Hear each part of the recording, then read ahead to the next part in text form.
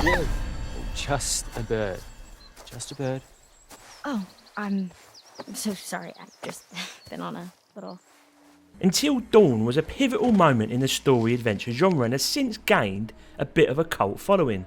Quite rightly so, boys and girls, because it's a bloody diamond of a little game, and one I too still enjoy playing with the trouble and strife. So you can imagine my excitement at what is arguably the sequel in The Quarry. The question though, boys and girls, is this: does The Quarry improve upon the imperfect Until Dawn formula? Will you crap yourself that you just wasted $70 on mediocrity, or crap yourself that this is a genuine horror game? Well, good job Reggie is here to share with you his verdict in today's little review, and without a spoiler in sight. So buckle into your seats and let's get cracking.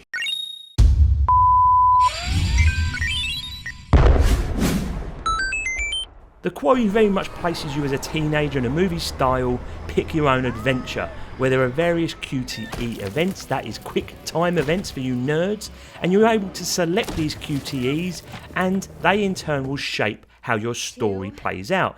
And there are genuine consequences where permadeath is an actual thing, a bit like what happened to one of the boys who crossed me that time. In The Quarry you control a group of horny little teenagers who are at summer camp when things start happening around them, and that's all I'm going to say on the storyline, boys and girls, because frankly the whole purpose of a game like this is to find out for your bloody self, and I don't want to be a little twat and ruin it for you. Likewise, the footage you see here is taken from as early as I can into the game, unless I'm picking up on gameplay mechanics to prove one of the points I make, but again it won't ruin anything. So let's answer the question, shall we? Is this better than Until Dawn? There ain't no fence here for Reggie to sit on, so my answer to that question is a resounding no.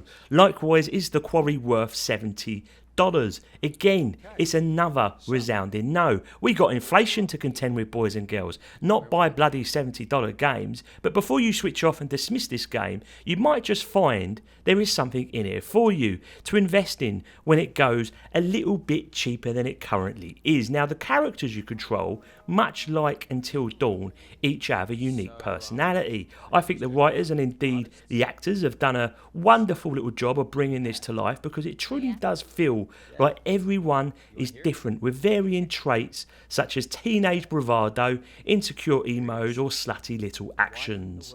And that's good, people, because you'll actually start to have your little favourite characters, and so I found myself trying to really look after those relationships and people who I wanted to survive versus the ones that I couldn't really give a Scooby-Doo about. I recently did a video on whether gaming has surpassed movies, and whilst I don't think I would hold up The Quarry as my number one example of this, there are elements in here that prove again why the gap is closing. The script in particular is genuinely great, with some proper laugh out loud moments, and the story itself is quite interesting.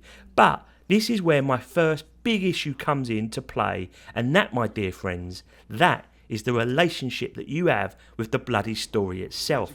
The problem is here, people, is that the pacing is so slow.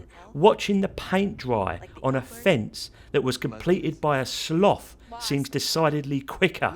I don't remember Until Dawn taking this long to get going, and even in those opening chapters there was more going on with little jump scares along the way. However, The Quarry is a Hideo Kojima's wet dream, because it's cutscene after bloody cutscene, and worse still, it has very little input from yourself.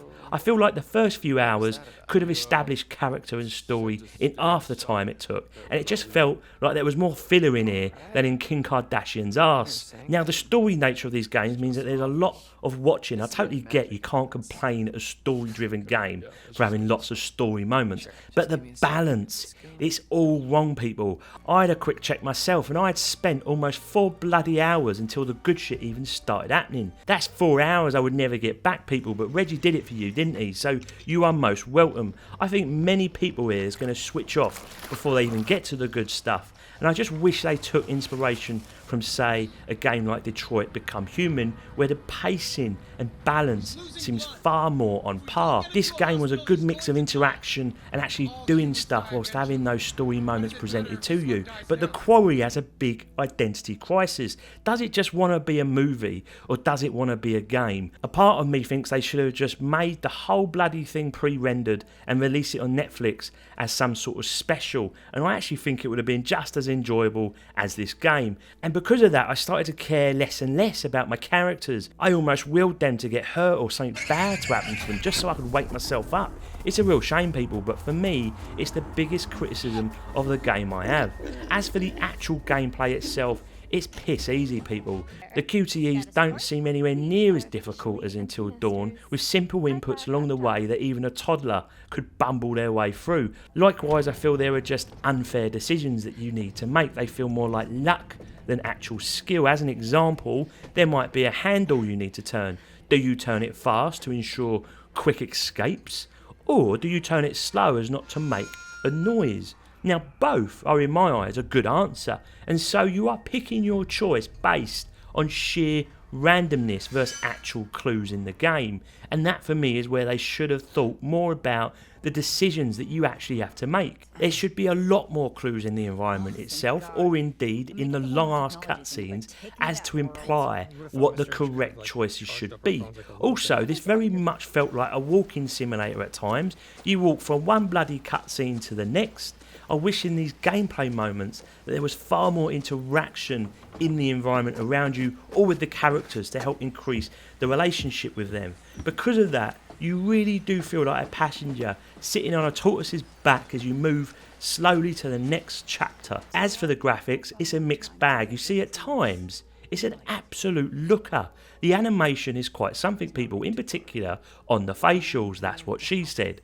We are at a place in gaming now where the artists have truly grasped humankind and offer us true immersion in how they animate and direct the faces of key characters. The only two minor things I found is that the characters' teeth didn't quite seem right in some places, and they probably could have had a little quick trip to the orthodontist.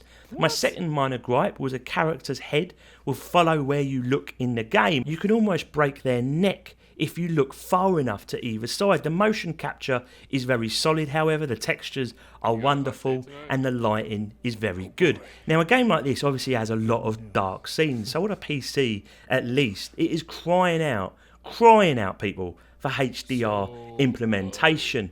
But maybe that is on the consoles already, so don't hold me to that. Speaking of PC though, this game is a total disaster if you have an ultra-wide monitor.